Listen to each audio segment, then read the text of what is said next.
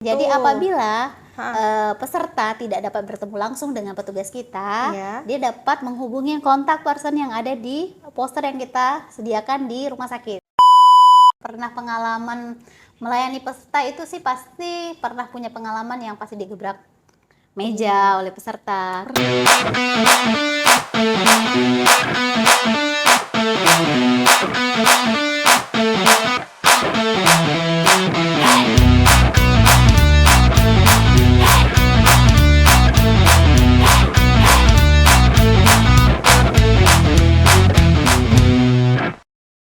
Nah, kalau sekarang itu kan kita lihat nih banyak keluhan di rumah sakit maupun di puskesmas ataupun di luaran sana peserta BPJS Kesehatan mungkin agak atau kurang menerima pelayanan di rumah sakit atau di puskesmas. Nah, ini Bu, ada nggak sih bagian atau PIC yang onsite langsung nih di FKTP-nya atau FKRTL? Kalau di Yanfases kita ada petugas BPJS 1 ya. BPJS Nah, 1. kami punya petugas BPJS 1 yang mobile ada di rumah sakit. Jadi untuk di kita ada punya 2 orang ya yang sudah kita tempatkan, dan itu bergiliran di setiap rumah sakit. Memang kalau untuk di puskesmas atau di FKTP kita tidak ada menempatkan petugas kita yang langsung ada standby di FKTP. Iya. Tetapi kalau ada keluhan mereka dapat menyampaikan pada aplikasi SIPP kita. Oh, ada SIPP, aplikasinya Informasi juga ya? Pengaduan ya, Iya. di SIPP. Nah, kalau di rumah sakit selain petugas yang tadi kita sediakan, kita kan juga ada membuat poster. Oh iya, Nah, saya poster kan kalau ke rumah sakit bisa lihat ya, di situ Iya. ada poster petugas BPJS 1 kita dan kita sandingkan dengan petugas penanganan pengaduan di rumah sakit. Oh gitu. Jadi apabila peserta tidak dapat bertemu langsung dengan petugas kita, Iya. dia dapat menghubungi kontak person yang ada di poster yang kita sediakan di rumah sakit. Oh, berarti itu dua-dua ada nomor handphonenya, Bu? Ada, di situ ada kontak nomor telepon kita, terutama untuk yang petugas BPJS. Dan itu letaknya tidak hanya di depan, misalnya tidak hanya diletakkan di pendaftaran. Jadi ada tempat-tempat yang kita sediakan, yang kita minta poster itu dipasang. Jadi supaya peserta tidak hanya melihat di pendaftaran saja. Jadi kalau pada saat mungkin di apotik gitu kan, atau di ruang perawatan rawat inap itu ada gitu.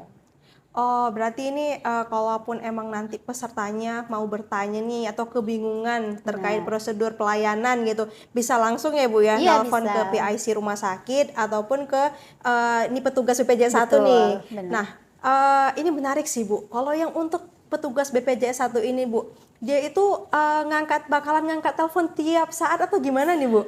Pengalaman saya ya, karena kan saya juga akan mengevaluasi teman-teman ya, pasti diangkat. Pasti Mungkin diangkat kalau ya? ada lah misalnya peserta yang pernah mencoba menelpon kalau itu dalam kondisi, bisa jadi petugasnya dalam kondisi dia ke toilet, itu ya mungkin ya, tapi dipastikan mereka akan mengangkat telepon. Oke, berarti itu teleponnya wajib aktif 1x24 jam ya Bu ya? Benar. Oke, jadi ini peserta juga nggak perlu khawatir kalau ataupun bingung ya Bu ya, kalaupun emang sakit nanti tinggal telepon aja petugas BPJS 1 atau PIC yang bertugas. Gitu ya Bu ya. Baik Bu, ini kita balik lagi nih Bu, kan untuk pengalaman sebagai pegawai BPJS 1 ini kan pasti bermacam ragam ini ya Bu ya, keluhan masuk ataupun dia tuh harus tanggap nih menjawab semua pertanyaan dari peserta. Nah, dari Ibu sendiri ada nggak pengalaman menarik Bu selama bekerja di BPJS Kesehatan khususnya di bagian mutu layanan kepesertaan? Mutu layanan kepesertaan. Mohon maaf, mutu layanan fasilitas kesehatan. Iya, mohon maaf. Dari sisi ibunya atau dari sisi apa nih dulu? Dari sisi ibunya, mungkin dulu bisa diceritain Bu pengalamannya dari staf dulu, kemudian dari asmen sampai jadi asmen tuh gimana Bu? Kalau ibu mungkin panjang ya.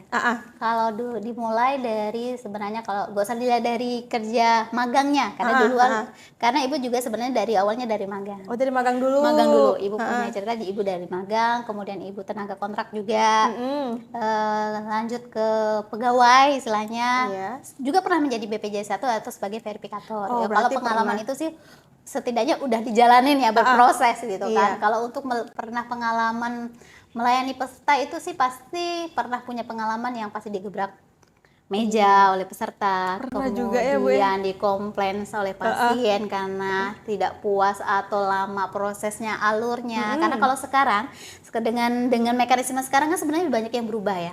Jadi pasien dengan antrian online tadi, Oh iya, dia sudah udah banyak. langsung mendapat pelayanan. Iya. Dulu kan kita harus menunggu antrian panjang. Panjang banget Belum sih, Bu, lagi saya kita pernah menerbitkan lihat. sistem eligibility. Buah apa yang sakit? Alpucat. Kenapa kalau kita duduk di atas motor itu ketawa terus? Soalnya kita duduk di atas jokes. Kendaraan apa yang paling imut? Kereta api, soalnya bunyinya cut, cut, cut. Hewan apa yang baik? Gah jahat. Kalau peserta JKN nunggak, solusinya program rehab. Tahu nggak sih, bagi Anda yang belum membayar iuran JKN KIS lebih dari 3 bulan, Anda bisa memanfaatkan program baru yaitu Rehab, rencana pembayaran bertahap, pembayaran ringan, mudah aksesnya. Begitu lunas, status kepesertaan JKN KIS langsung aktif. Daftar pada menu Rehab di aplikasi mobile JKN atau BPJS Kesehatan Care Center 165. Yuk segera ikutan program Rehab agar tunggakan iuran Anda segera lunas dan Anda bisa kembali terlindungi program JKN KIS. Aktivitasnya lama dengan Iya. tumpukan yang banyak itu udah biasa, apalagi kalau misalnya karena sebagai verifikator ya, berdebatnya tidak langsung dengan yang mengentri ketagihan, tapi kita berdebatnya negonya dengan spesialis langsung. Jadi kita dihadapin langsung duduk dengan spesialis. Wah. Dengan ya kalau lihat dari ilmu mungkin kita masih rendah ya di Iya. bawahnya, tapi karena kita megangnya adalah klaim, jadi kita sedikitnya harus mampu dan pintar lah itu menjawab seperti apa gitu kan tentang aturan. Jadi ya itu sih udah dijalanin semua sih, itu pengalamannya menarik seperti itu. Jadi sampai dengan saat ini dengan kondisi saat ini, jadi pengalaman-pengalaman yang sebelumnya yang udah dijalanin itu udah dilewati lah ya. Dengan sangat baik ya, Bu ya. Oke, baik, Bu. Kan sebelumnya Ibu nih tadi juga ceritakan pernah jadi verifikator dan juga pernah berhadapan langsung dengan peserta nih. Nah, kalau dengan peserta sendiri, Bu, selain yang gebrakan meja ataupun pertanyaan-pertanyaan yang mungkin saya jawabnya harus gimana ya? Ada nggak sih, Bu, pengalaman menarik lainnya? Misalkan nih tetangga tiba-tiba nelpon tengah malam nanyain masalah pelayanan di sini gimana nih, bagus atau enggak? Saya bisa nggak masuk nih langsung ke IGD tanpa perlu ngikutin alur pelayanan atau segala macam, itu gimana, Bu? Itu pernah. Jadi maksudnya kesannya ada bukan tetangga sih, mungkin ini keluarga misalnya Keluarga nanya kan, malahan. boleh nggak sih langsung masuk, nggak usah pakai rujukan gitu kan, yang kita jelasin gitu kan. Tetap kita jelasin kan, karena kan alurnya di rumah sakit itu kan untuk dapat pelayanan kan pasti ada rujukan. Iya, jadi pasti sih. kalaupun merasa karena kita orang yang bekerja gitu yang menjamin gitu kan, mungkin dengan adanya kita kan bisa langsung gitu ya. Iya. Tapi tetap kita jelasin sih sebenarnya, tetap kita jelasin tetap harus ada rujukan dari FKTP, barulah itu sih biasa tempat kesannya karena pengen bisa mudah akses lebih cepat. Nah, kita potong kompas istilahnya kan ya, bisa nggak sih dirimu yang atur Bantu gitu, gitu. bantu kayak gitu. Itu sih pernah ada banget kayak gitu. Pasti ya, Bu ya. Tapi kita tetap sesuai alur ya, Bu Sesuai ya. aturan, sesuai Iya, aturan. sesuai alur. Baik. Kita kan tadi udah ngebahas nih kesan Ibu selama bekerja, kesan Ibu dengan dokter spesialis, stakeholder, dan juga dengan peserta nih. Nah, selanjutnya kesan Ibu selama berada di Singkawang tuh gimana, Bu? Kalau di Singkawang ya, ini adalah saya kan sebenarnya bukan di sini juga. Oh, bukan asal dari Iya. Singkawang. Saya ini kan asalnya mana, Bu? dari Sintang ya. Dari Sintang. Oh, Jadi saya pernah di Sintang, Bu. jadi saya udah lama, jadi Yuni belum masuk ya, dirimu Oh belum iya, masuk ya pada belum saat masuk itu ya. Jadi posisi saya dulunya awalnya memang di Sintang, lamanya di Sintang, kemudian saya berpindah ke satu tempat dan akhirnya saya bisa kembali lagi dan saya ditempatkan di Singkawang dengan posisi baru. Karena waktu di Sintang saya megangnya sama nih di penjaminan manfaat dan utilisasi Oh, seperti PMU ya dulunya, PMU. Dulu bagian saya PMU. PMU dulu zamannya PMR namanya. Iya, PMR. Dulu di Sintang saya megang PMR. Jadi berkutatlah dengan verifikasi, pengklaiman, rumah sakit, itu udah tahu.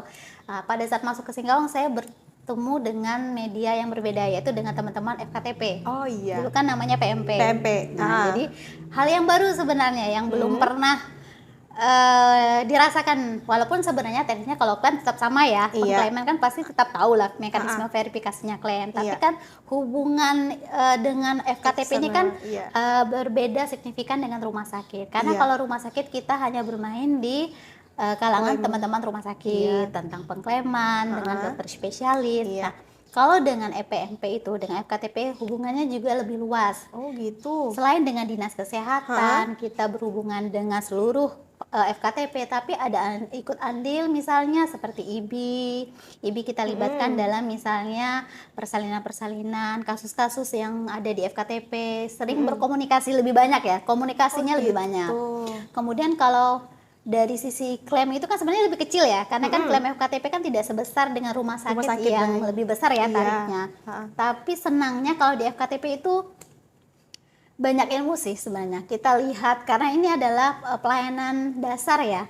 Berbeda kalau rumah sakit itu kan sudah dengan dan keriuhan dan keributannya di rumah sakit seperti apa gitu, gambarnya udah tahu lah ya keributannya. Crowdnya kita udah kebayang sih. Betul. Rumah sakit itu. Kalau FKTP walaupun dibilang dia lebih simple, tetapi kita komunikasi, menggabungkan koordinasinya itu lebih intens sebenarnya, lebih luas dan besar.